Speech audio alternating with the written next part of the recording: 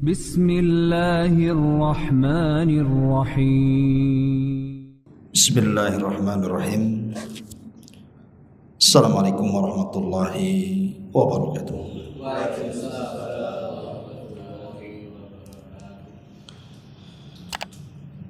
Alhamdulillah, wassalatu wassalamu ala rasulillah wa ala alihi wa sahbihi wa mawalah wa la hawla wa la quwata illa billahi wa ba'du. Alhamdulillah, segala puja dan puji hanya milik Allah subhanahu wa ta'ala. Salawat dan juga iringan salam kita fokuskan kepada Rasul kita Nabi besar Muhammad sallallahu alaihi wa ala alihi wasallam. Pembahasan di malam hari ini karena masih suasana 10 awal bulan Dzulhijjah, maka pembahasan malam ini kita fokuskan tentang puasa Arafah. Apa rahasia di balik puasa Arafah? Ma'asyiral muslimin yang dimuliakan Allah Subhanahu wa taala. Banyak perkara-perkara yang kita akan bahas seputar puasa Arafah ini. Pertama, kita akan bahas Arafah dulu. Apa itu Arafah? Kemudian apa saja keutamaannya? Kemudian kita baru masuk kepada hukum puasa Arafah. Kemudian ada beberapa polemik yang kita akan bahas. Pertama, bagaimana kalau terjadi perbedaan antara negeri kita dengan negeri Saudi? Kemudian juga apakah Nabi SAW hanya puasa selama 10 awal bulan Dzulhijjah itu Arafah saja, ataukah puasa dari awal tanggal 1 sampai tanggal 9? Ini seputar ini yang kita akan bahas beberapa menit ke depan. Ma'asyiral muslimin yang dimuliakan Allah Subhanahu wa taala. Kita tahu bahwa hari Arafah adalah hari di mana orang-orang yang haji sedang wukuf di Jabal Arafah, dan itu tepat di tanggal 9 bulan Dzulhijjah. Adapun kenapa kemudian Arafah disebut Arafah? Al-Imam Al-Qurtubi rahimahullahu ta'ala menyebutkan dalam tafsirnya dan juga yang lainnya, qalu, para ulama mengatakan, fi tasmiyati Arafah, pada penamaan kenapa tempat itu disebut Arafah, dan sampai hari ini manusia menyebutnya sebagai Arafah. Ada yang mengatakan, pendapat ulama, li'anna an-nasa yata'arafuna fihi, karena manusia yang berkumpul dari berbagai macam negeri kemudian tumplek di Jabal Arafah, kemudian satu dengan yang lain saling mengenali. Saling mengenali. Oh, ini nampaknya orang Batam nih, gitu. Ah, ini nampaknya orang Padang nih. Mungkin dari dialeknya mungkin ya. Ini orang Arab, jelas bahasa Arab dia kan. Jadi saling mengenal satu dengan yang lainnya, atau mungkin kenalan satu dengan yang lainnya. Makanya kemudian Jabal itu disebut Jabal Arafah. Kemudian juga ada yang mengatakan bahwa li'anna Jibril alaihi salam tafa bi Ibrahim. Jadi tatkala Jibril alaihi salatu wassalam di masa era Nabi Ibrahim alaihi salatu wassalam melaksanakan tawaf bersama Nabi Ibrahim, maka Jibril alaihi salatu wassalam mengajarkan manasik haji kepada Ibrahim. dan mengatakan kepada Ibrahim, a'arafta, apakah engkau tahu wahai Ibrahim yang ini? A'arafta, apakah engkau tahu Ibrahim yang itu? Kemudian Ibrahim pun belajar kepada Jibril dan mengatakan, araftu, aku tahu. Ketika Ibrahim mengatakan araftu, maka jabal itu disebut Jabal Arafah. Ada yang mengatakan seperti itu. Ada juga yang mengatakan bahwa disebut Arafah ini lianna Adam alaihi salam lamma uhbita minal jannah huwa wa hawa iltaqaya fi dhalikal makan fa'arafaha fa'arafathu. Tatkala Adam alaihi salatu wassalam dan juga istrinya Hawa diturunkan dari sorga, kemudian Allah pisahkan turunnya. Kalau Hawa ada yang mengatakan di Jeddah, adapun Adam diperselisihkan, ada yang mengatakan di Sri Lanka, India, ada yang mengatakan di tempat lain. Kemudian keduanya saling mencari antara Hawa dan juga Adam. Maka ketika jarak mereka sudah dekat yang disebut dengan Muzdalifah, kemudian mereka betul-betul ketemu. Akhirnya Adam mengenali Hawa dan Hawa pun mengenali Adam. Di tempat pertemuannya itulah disebut Jabal Arafah, karena saling mengenal satu dengan yang lainnya. Itu disebut Arafah. Arafah itu dari ta'aruf. Itu kalau kawin kan ta'aruf dulu. Udah ta'aruf belum? Kata ustaz ya. Belum, jangan. Nanti sama dengan beli kucing dalam karung, maunya putih tahu-tahu hitam pula kan. Itu maksudnya. Istilah ta'aruf itu kenalan dulu ya. Inilah yang disebutkan oleh Al-Imam Al-Qurtubi rahimahullahu ta'ala, bahwa kenapa tempat itu disebut Arafah. Ma'asyiral muslimin yang dimuliakan Allah Azza wa Jalla. Dan Arafah sendiri itu sangat terkenal ketika dikaitkan dengan ibadah penyempurna Islam, ibadah haji. Kenapa? Karena puncak rukun haji yang paling besar itu terjadi di Arafah. Puncak rukun haji itu yang paling besar terjadi di Arafah. Disitulah ada wukuf namanya, wukuf di padang Arafah. Kenapa kemudian saya katakan ini rukun terbesar ibadah haji? Karena wukuf di Arafah ini sangat menentukan sah dan tidaknya ibadah haji. Makanya Rasul mengatakan Al-Hajju Arafah, haji itu ditentukan dengan Arafah. Orang kalau wukuf di Arafah berarti sah hajinya. Orang yang tidak pernah datang ke Arafah dan berwukuf berarti tidak sah hajinya. Jadi sampai menentukan sah dan tidaknya haji itu Arafah. Maka disebut Arafah ini rukun haji terbesar. Sehingga kalau kita bicara haji mesti kita kenal istilah wukuf di padang Arafah. Ma'asyiral muslimin yang dimuliakan Allah Azza wa Jalla. Adapun keistimewaannya disebutkan dalam surah Al-Buruj ayat 1 sampai 3. Allah Subhanahu wa taala berfirman, was-samai dzatil buruj wal yaumil mau'ud wasyahidi wa mashhud. Dan demi langit dan gugusan bintang, wal yaumil mau'ud dan hari yang dijanjikan, wasyahidin dan hari yang menyaksikan, wa mashhudin dan hari yang disaksikan. Abu Hurairah radhiyallahu an, beliau menukilkan sebuah hadis dari Nabi SAW yang dikeluarkan oleh Imam At-Tirmidzi dalam sunannya.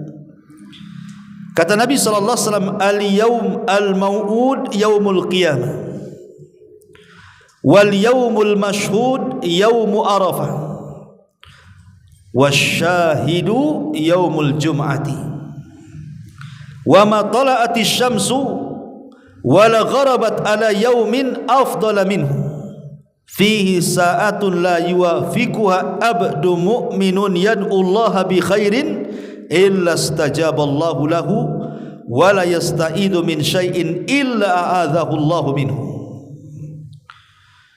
Kata Nabi SAW, ini namanya tafsir hadis atau mentafsirkan ayat dengan hadis. Jadi surah Al-Buruj ayat 1 sampai 3 ditafsirkan oleh hadis Nabi SAW. Yang dimaksud wal yaumil mau'ud adalah hari kiamat. Yang dimaksud asyahid wal yaumil masud wasyahidin. Jadi mursyahid di sini adalah hari Jumat. Dan yang dimaksud masyhud adalah hari Arafah. Kemudian Rasul mengatakan tidaklah terbit matahari, tidak pula tenggelamnya pada satu hari yang lebih afdal dibandingkan hari Jumat. Di situ ada waktu yang kalau mencocoki seorang hamba mukmin berdoa kepada Allah dengan kebaikan, kecuali Allah akan ijabah doanya. Dan tidaklah seseorang mukmin meminta perlindungan dari sesuatu kecuali Allah lindungi darinya. Ada yang mengatakan doa mustajab di hari Jumat itu antara khutbataini, 2 khutbah. Dan ada yang mengatakan setelah asar mendekati terbenam matahari. Tetapi ulama mengatakan bahwa manusia berkumpul dalam rangka ibadah itu kan di 4 tempat. Pertama saat solat jamaah, yang kedua saat solat Jumat, yang ketiga saat solat Id, dan yang keempat di padang Arafah saat wukuf.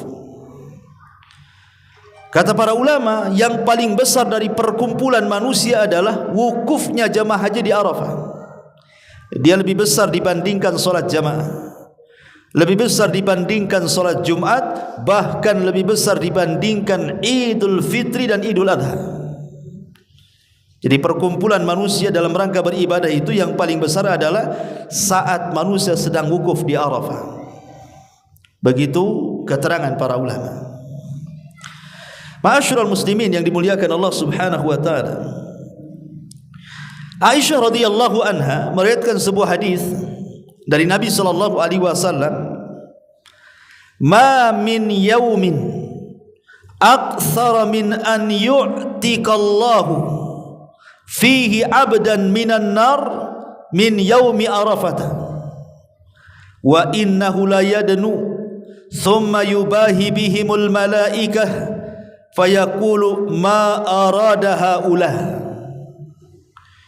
Kata Nabi SAW, tidaklah ada satu hari yang Allah Subhanahu wa taala banyak memerdekakan hamba-hambanya dari api neraka kecuali di hari Arafah. Kemudian kata Rasulullah, karena Allah akan mendekat hamba-hambanya, kemudian akan membanggakan hamba-hambanya di hadapan para malaikatnya. Dan Allah pun mengatakan, tahukah engkau wahai para malaikat apa yang mereka kehendaki itu? Dalam riwayat dari Anas ibn Malik radhiyallahu an, saat Nabi SAW sedang berdiri padang Arafah, hampir-hampir matahari tenggelam, maka Nabi memanggil Bilal dan mengatakan, "Ya Bilal, angsit liyan nas." Tolong jangan ada yang berisik manusia, diamkan mereka yang bicara, aku ingin bicara. Maka Bilal pun kemudian menenangkan manusia untuk tidak bicara, karena Rasul mau bersabda. Maka kemudian Nabi SAW mengatakan, setelah Bilal radhiyallahu an membuat manusia terdiam, "Ma'syaran nas, atani ya Jibril anifan fa aqra'ani min rabbi as-salam."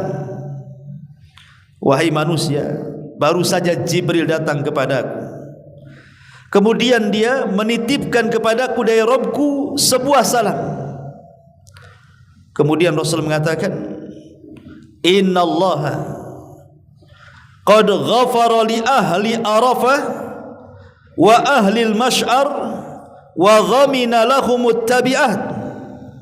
Sesungguhnya Allah Subhanahu wa taala telah mengampuni kepada seluruh penduduk yang ada di Arafah dan yang ada di Mahsyar, serta Allah Subhanahu wa taala sudah menjamin dari mereka dosa-dosa yang sifatnya dosa-dosa yang mendolimi orang. Apa maknanya? Wa dhamina anhumut tabi'at. Ulama mengatakan, jadi kalau seandainya antum ini pernah mengambil barang si fulan, mengambil hak orang, pokoknya kezaliman-kezaliman yang bicara dengan hak orang lain, kemudian setelah antum sadar ingin mengembalikan barang, ingin minta maaf, ingin mengembalikan haknya, orang ini sudah tidak ada, antah berantah pergi kemana, dicari-cari tidak ketemu. Kemudian antum bertobat dengan taubatan nasuha, betul-betul bertobat dan ada itikad baik mengembalikan, dan antum jujur dalam bertobat, kelak pada hari kiamat ketika antum berjumpa dengan orang yang antum zalimi, maka Allah Subhanahu wa taala akan perlihatkan amalan antum saat sedang wukuf di Arafah, dan Allah Subhanahu wa taala akan mengampuni dosa-dosanya.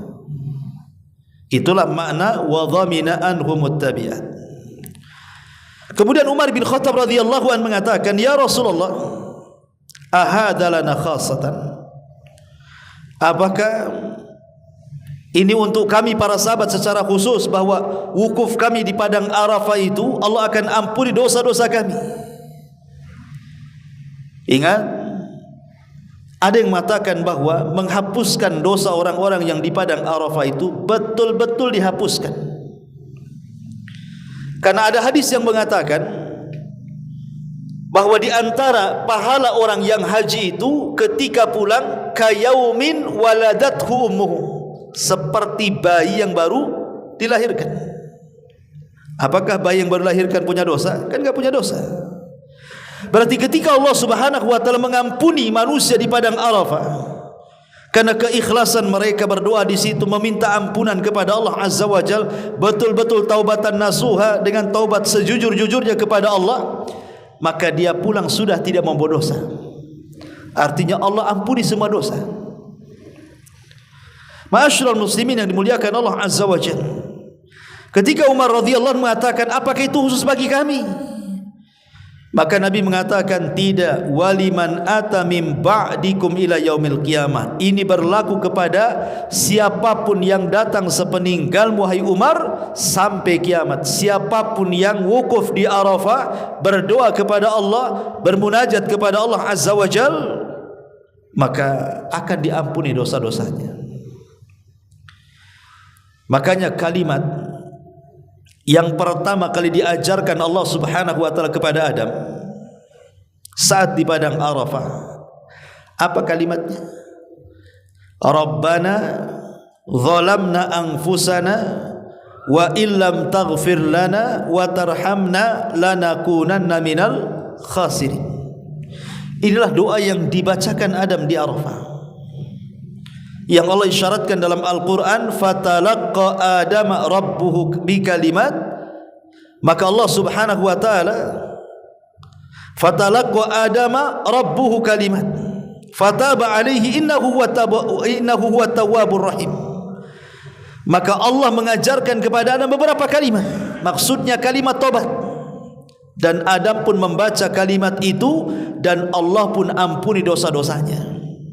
Subhanallah. Ma'asyiral muslimin yang dimuliakan Allah Azza wa Jalla, beruntunglah orang-orang yang bisa melaksanakan ibadah haji, karena dosa-dosa mereka, kalau haji mereka lillah karena Allah Azza wa Jalla, mereka pulang seperti anak bayi yang baru dilahirkan. Bahkan tidak cukup sampai di situ, bahwa haji yang mabrur itu tidak pantas balasannya kecuali surga. Ma'asyiral muslimin yang dimuliakan Allah Azza wa Jalla, ada sebuah hadis ketika Nabi SAW menceritakan tentang bagaimana Allah membanggakan orang-orang yang ada di padang Arafah itu. Ingat, ketika Allah Subhanahu wa taala menciptakan Adam, apa ucapan para malaikat? Ucapan para malaikat mengatakan, apakah engkau akan menciptakan makhluk ya Rabb, orang-orang yang akan merusak, makhluk yang akan merusak dan menumpahkan darah, kan gitu. Tapi Allah mengatakan, inni a'lamu ma la ta'lamun. Aku lebih tahu ciptaanku dibandingkan kalian.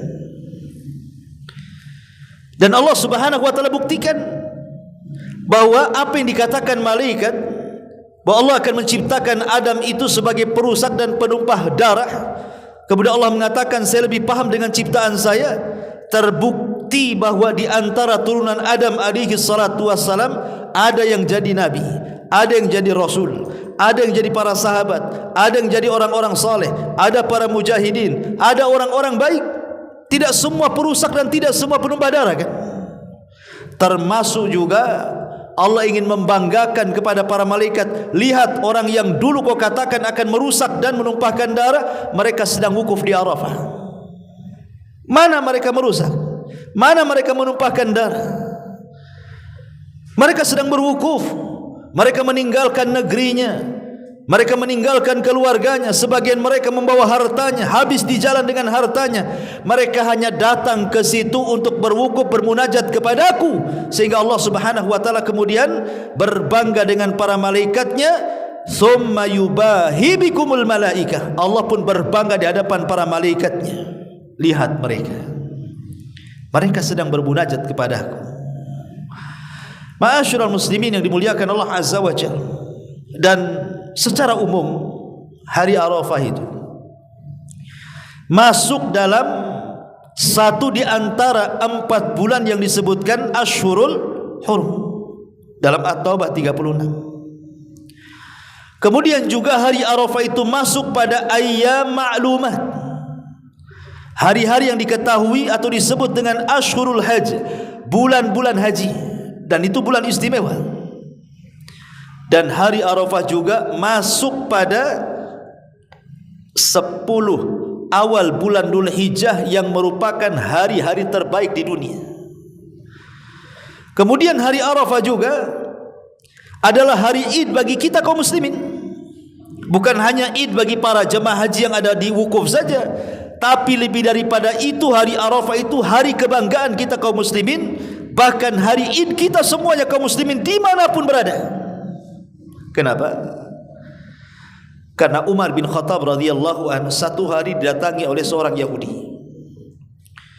Kemudian Yahudi ini mengatakan kepada Umar bin Khattab radhiyallahu anhu dan mengatakan, "Ya Amirul Mukminin, ayah fi kitabikum taqra'unaha law alaina ma'syaral yahud nazalat lattakhadna dzalikal yawma ida." Amirul Mukminin, aku dengar ada satu ayat dalam kitab sucimu yang kalian selalu baca. Umar, kalau seandainya ayat itu turun bagi bangsa kami, bangsa Yahudi, tentu hari turunnya ayat itu kami akan jadikan Id bagi kami bangsa Yahudi. Masalahnya ayat itu turun kepada kalian, tidak turun kepada kami. Kemudian Umar mengatakan, ayat yang mana itu? Maka orang Yahudi mengatakan, al-yawma akmaltu lakum dinakum wa atmamtu alaikum ni'mati wa raditu lakumul islam madinah. Pada hari ini kusempurnakan kepada kalian agama kalian, kusempurnakan nikmatku untuk kalian, dan kuridhoi Islam sebagai agama kalian. Lihat, orang Yahudi saja mengatakan kalau ayat ini turun kepada bangsa kami Yahudi, kami jadikan turunnya ayat itu hari raya. Harusnya ini juga menjadi kebanggaan kita kaum muslimin, kan? Karena satu-satunya agama yang disempurnakan Allah Subhanahu wa taala hanya Islam. Karena ayat ini tidak turun kepada bangsa Yahudi, ayat ini tidak turun kepada bangsa Nasrani. Satu-satunya agama yang sempurna, paripurna, paling sempurna di alam semesta ini hanya Islam. Karena Allah sendiri yang mengatakan, al-yauma akmaltu lakum dinakum, kusempurnakan kepada kalian agama kalian. Sehingga Islam tidak berhajat penambahan, bahkan tidak perlu kepada pengurangan. Sudah sempurna, ya. Ma'asyiral muslimin yang dimuliakan Allah Azza wa Jalla. Dan hari Arafah sendiri adalah hari yang terbaik untuk berdoa. Kata Nabi SAW, khairud doa yaumi Arafah. Sebaik-baik doa adalah doa yang dipanjatkan di hari Arafah. Bahkan tadi sudah saya singgung, tidaklah Allah banyak kemudian mengampuni dosa-dosa hambanya dibandingkan di hari Arafah. Bahkan tidaklah setan merasa terhina kecuali di hari Arafah. Setan itu merasa terhina, merasa kecil, merasa rendah, karena di hari Arafah itu turun rahmat Allah, turun para malaikat Allah, Allah juga turun, sehingga setan menjadi hina di mata manusia. Dan juga saat perang Badar, karena Jibril turun membawa 5.000 para malaikat, setan terhina dan kabur dari peperangan. Bahkan lebih daripada itu, hari Arafah ini adalah tempat di mana Allah mengambil perjanjian kita dengan Allah. Apa perjanjian kita dengan Allah? Allah katakan dalam Al-Quran surah Al-A'raf ayat 172 sampai 174.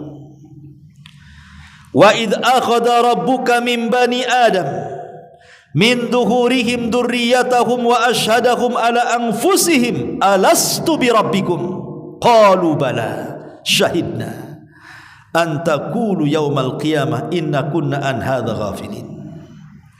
Dan ketika Rabbu mengambil perjanjian dengan Bani Adam dari punggung-punggung mereka, maksudnya ketika Adam diturunkan dari sorga ke bumi, ketika berada di Arafah, maka Allah mengusap pundak Adam itu, kemudian keluar ruh-ruh yang kelak akan menjadi anak cucunya sampai kiamat. Lah ruh-ruh itulah diajak dialog oleh Allah, yang merupakan cikal bakal turunan Adam kelak. Allah mengatakan alastu bi rabbikum, bukankah aku Rabb engkau? Maka semua ruh mengatakan ya, kami menyaksikan bahwa engkau Rabb kami. Makanya setiap bayi yang lahir terlahir fitrah, terlahir Islam, karena sudah ada perjanjian dengan Allah Subhanahu wa taala di alam ruh. Kapan? Saat Allah turunkan dan saat Adam berada di padang Arafah. Ma'asyiral muslimin yang dimuliakan Allah Subhanahu wa taala. Dan banyak lagi keistimewaannya. Bahkan di antara ulama salaf adalah Abdullah ibn Mubarak datang kepada Sufyan Ats-Tsauri rahimahullahu taala pada hari Arafah. Dilihatnya Sufyan sedang menangis. Kemudian kata Ibnu Mubarak kepada Sufyan Ats-Tsauri, "Ma aswa'u hadzal jam'i halan?" Wahai imam, di antara semua yang datang wukuf di padang Arafah itu, siapa orang yang paling jelek di antara mereka? Maka Sufyan Ats-Tsauri mengatakan, alladzi yadhunnu anna Allah la yaghfir lahu, orang yang menyangka bahwa Allah tidak mengampuni dosa-dosanya. Jadi saat manusia wukuf, kemudian karena dia banyak dosa gitu ya, dari kecil sampai tua dia berdosa, kemudian haji. Saat diwukuf malah kemudian terfikir karena terlampau banyak dosanya, enggak mungkin Allah ampuni saya. Maka kata Sufyan Ats-Tsauri, inilah seburuk-buruk manusia di padang Arafah, menyangka bahwa Allah tidak mengampuni dia. Kata, Allah akan mengampuni kamu. Ya. Ma'asyiral muslimin yang dimuliakan Allah Azza wa Jalla. Taib, kita masuk pada puasa Arafah. Kalau kita cerita tentang puasa Arafah, apakah Nabi SAW hanya berpuasa di Arafah saja di tanggal 9 dan menganjurkan puasa tanggal 9, ataukah Nabi SAW juga berpuasa di tanggal 1 sampai tanggal 9 hari Arafah? Ini yang menjadi polemik para ulama. Ma'asyiral muslimin yang dimuliakan Allah Azza wa Jalla. Kenapa terjadi polemik itu? Karena ada hadis Aisyah Ummul Mukminin radhiyallahu anha yang mengatakan bahwa saat Rasul di gilirannya, Aisyah tidak pernah melihat Rasul berpuasa. Artinya tidak ada puasa mulai tanggal 1 kecuali tanggal 9 hari Arafah. Tetapi kalau kita melihat riwayat istri-istri Nabi yang lainnya seperti Hafsah, atau Ummu Salamah atau yang lainnya, justru mereka mengatakan terbalik dari apa yang dikatakan Aisyah. Justru mereka mengatakan Rasul berpuasa tanggal 1. Inilah yang kemudian menjadi tradisi salafus saleh, baik kalangan para sahabat ataupun para tabi'in. Mereka berpuasa dari tanggal 1 sampai tanggal 9. Di antaranya adalah Abdullah ibn Umar radhiyallahu anhuma. Abdullah ibn Umar radhiyallahu anhuma, apabila datang bulan Dzulhijjah maka dia berpuasa tanggal 1 sampai tanggal 9. Begitu juga para tabi'in, seperti yang dilakukan oleh Muhammad ibn Sirin, Al-Imam Qatadah ibn Di'amah, termasuk juga pembesar tabi'in namanya Hasan Al-Basri rahimahullahu ta'ala. Para tabi'in ini mereka berpuasa dari tanggal 1 sampai tanggal 9. Bahkan sebagian para ulama mengatakan inilah pendapat aktsarul ulama, kebanyakan para ulama. Puasa itu tanggal 1 sampai tanggal 9. Tetapi bagi orang yang kemudian berhujah dengan hujah Aisyah radhiyallahu anha, sebagian ulama hendak menjama antara riwayat Aisyah dan Hafsah serta yang lainnya. Boleh jadi Nabi SAW itu dia berpuasa mulai tanggal 1 sampai tanggal 9, tapi ketika giliran di rumah Aisyah radhiyallahu anha dia tidak berpuasa karena ada penghalang. Boleh jadi dia sedang sakit, ya. Boleh jadi ada hal-hal yang menghalangi dia puasa sehingga Aisyah menyangka tidak puasa. Atau juga dipahami bahwa seperti yang dipahami oleh Al-Hafidz Ibnu Hajar rahimahullahu taala, boleh jadi Rasul itu kadang puasa kadang tidak. Tapi yang jelas bahwa yang paling utama wallahu alam dan di pendapat kebanyakan para ulama, puasa tanggal 1 sampai tanggal 9 atau berpuasa sebagian besarnya dari tanggal 1 sampai tanggal 9 itu. Wallahu a'lam. Ya. Baik. Kalau ini sudah kita pecahkan, sekarang kita masuk pada puasa Arafah apabila kemudian berbeda waktu dengan puasa kita. Karena begini, ikhwan, terkadang beberapa tahun kan ke belakang, enggak tahu di tahun ini apa sama nih. Di sana sudah wukuf, rupanya di negeri kita masih tanggal 8. Padahal di Arab itu sudah wukuf tuh. Kemudian di negeri kita masih tanggal 8. Pertanyaannya, apakah kita berpuasa Arafah karena berdalil dengan wukufnya jamaah haji di Arafah, ataukah kita tetap menunggu besok harinya? Tanggal 9-nya kita puasa, berarti di sana sudah Idul Adha. Ya kan? Disinilah polemik yang kita akan bahas.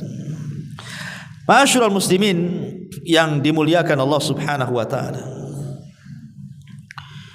Bicara tentang polemik seperti ini, saya sudah catat beberapa poin supaya menghilangkan iskalnya. Apabila terjadi seperti ini, karena sering terjadi tiap tahunnya nih. Ketika Nabi SAW memerintahkan untuk berpuasa Arafah, kalimat Arafah ini bisa ditafsirkan beberapa tafsiran.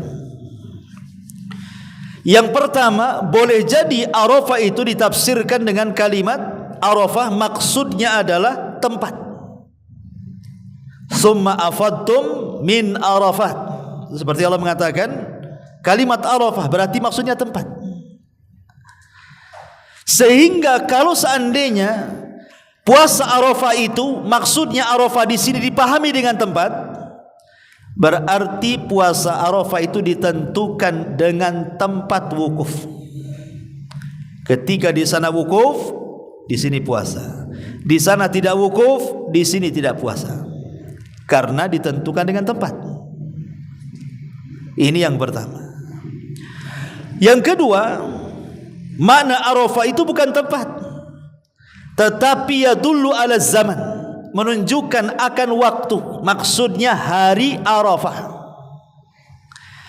Ketika kemudian Arafah itu dimaknai hari bukan tempat, berarti kita tidak harus mengikuti wukufnya Saudi. Tidak mesti. Di sana sudah tanggal 9, di sini tanggal 8. Berarti kita belum masuk hari. Ketika mereka Idul Adha tanggal 10, kita tanggal 9, berarti sudah masuk harinya. Berarti kita berpuasa karena hari, bukan karena tempat. Paham? Ya. Kalau puasa karena tempat ditentukan dengan wukuf.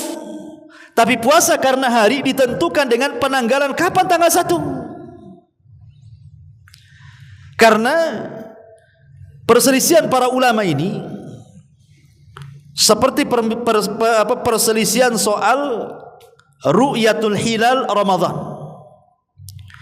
Di zaman Nabi SAW, salah satu istri Nabi SAW mengutus Quraib untuk berangkat dari Madinah ke Syam. Sampai di Syam, rupanya Quraib ini berpuasa di hari Jumat, 1 Ramadannya itu.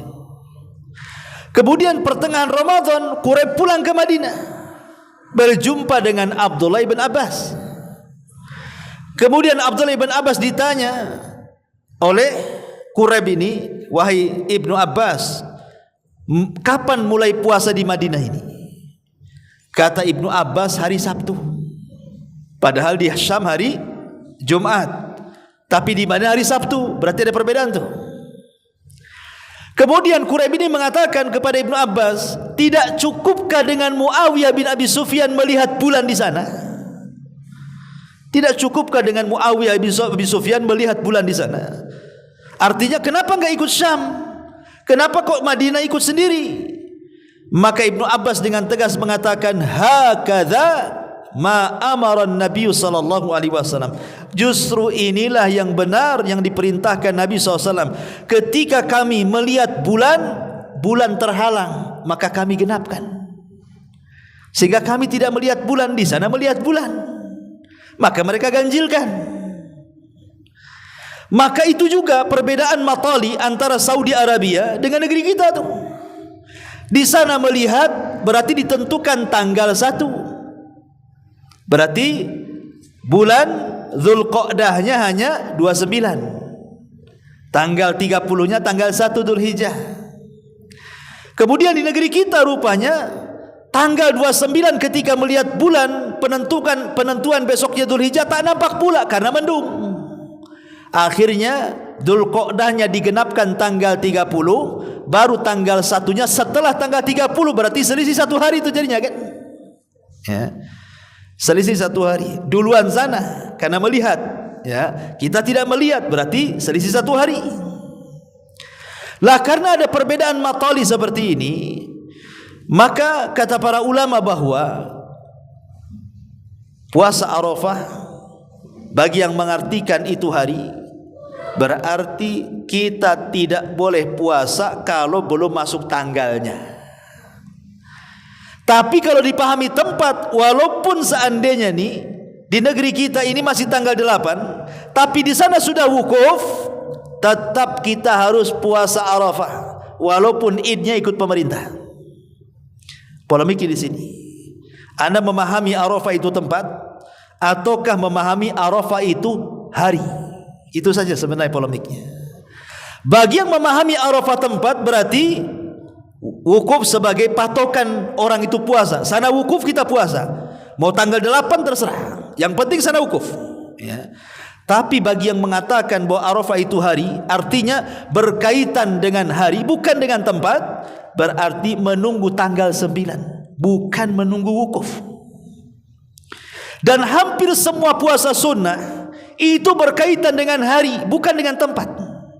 Asyura berkaitan dengan hari, Syawal berkaitan dengan hari, ya, Muharram berkaitan dengan hari. Termasuk juga pendapat yang kuat wallahu alam bahwa Arafah itu berkaitan dengan hari, bukan dengan tempat. Sehingga kita tidak perlu mengikuti wukufnya Saudi kalau belum sampai di tanggal 9. Bisa dipahami ini, ya. Kenapa demikian? Ada alasan lain. Karena kata para ulama bahwa berdasarkan hadis Nabi SAW, saumukum yauma tasumun wa fitrukum yauma tuftirun. Puasa kalian manakala pemerintah berpuasa, dan berbukanya kalian manakala pemerintah berbuka. Dari sini kita tahu bahwa masing-masing pemerintah itu punya kebijakan di dalam penentuan tanggal.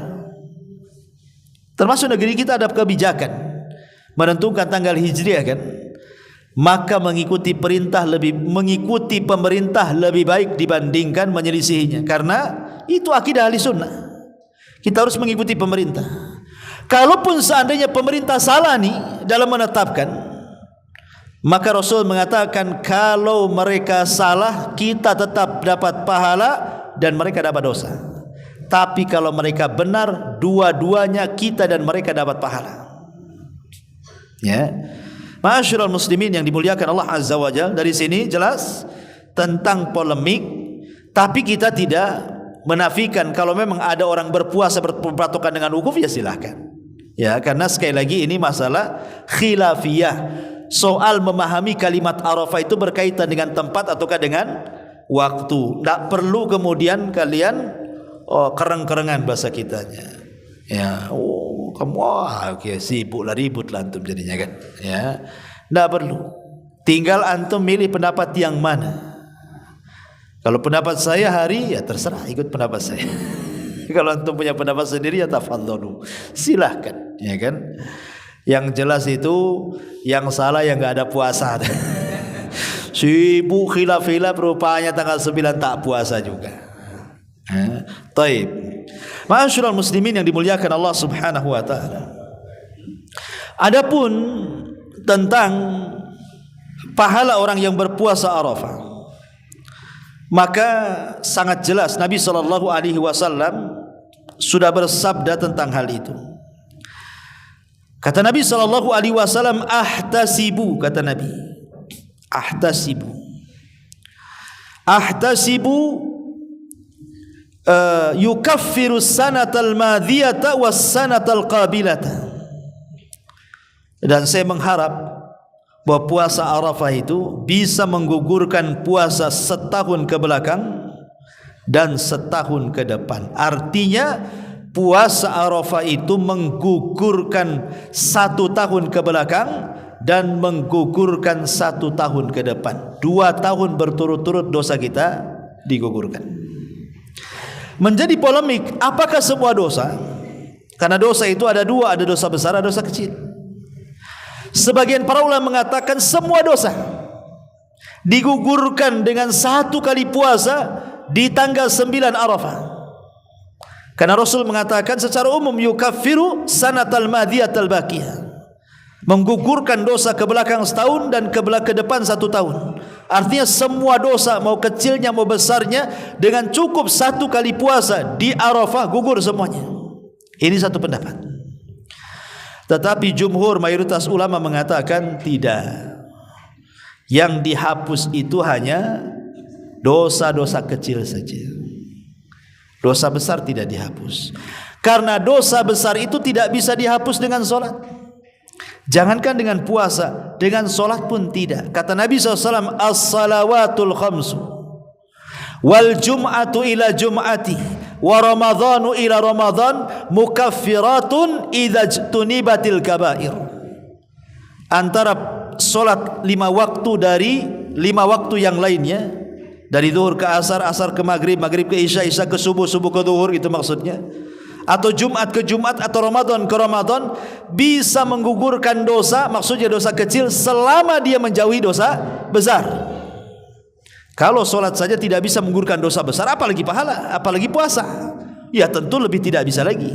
Berarti yang dimaksud di sini menggugurkan dosa setahun ke belakang dan dosa tahun ke depan, kata Syekh Utsaimin, artinya menggugurkan dosa-dosa kecil. Tapi jangan remehkan dosa kecil, karena kalau ditumpuk-tumpuk seperti kayu bakar kemudian dibakar, membakar juga. Kata Nabi, kata para ulama, ya, la tahkiranna minadz dzunub fa innal jibala minal hasa. Jangan remehkan sebuah dosa, karena gunung yang besar itu sebenarnya tumpukan kerikil-kerikil kecil. Jangan remehkan sebuah dosa, maksudnya dosa kecil, karena gunung yang besar itu dari rentetan kerikil-kerikil kecil yang bertumpuk. Artinya kalau dosa kecil ditumpuk jadi gunung juga gitu. Persis seperti yang dikatakan Umar bin Khattab radhiyallahu an, la saghirata ma'al istimrar wa la kabirata ma'al istighfar. Tidak ada dosa kecil kalau dilakukan terus-terusan ya besar juga. Bahkan tidak ada dosa besar kalau senantiasa digempur dengan istighfar. Itu ucapan Umar bin Khattab radhiyallahu anhu. Ya, dan definisi dosa kecil itu dosa yang tidak ada ancaman dunia dengan had dan tidak ada ancaman akhirat dengan azab, tapi dosa. Ya, seperti mamanya orang seseorang memandang aurat. Kan enggak ada hukuman had di dunia. Apakah memandang aurat harus dicongkel matanya sama cerulit gitu kan? Kan enggak ada.